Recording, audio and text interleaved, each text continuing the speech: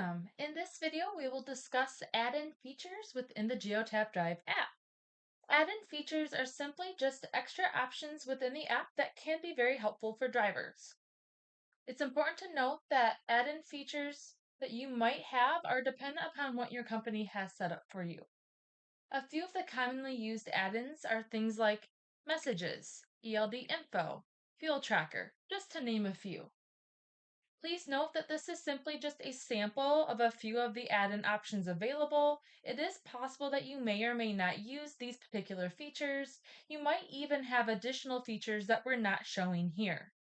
As you can see by looking at my screen, all of the features that are available to you, whether they be a standard feature or an add-in feature, will be visible to you on your dashboard of the app.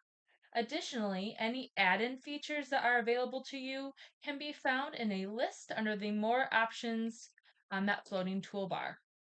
Stay tuned for the next few videos as we're going to deep dive into a few of these add-in features.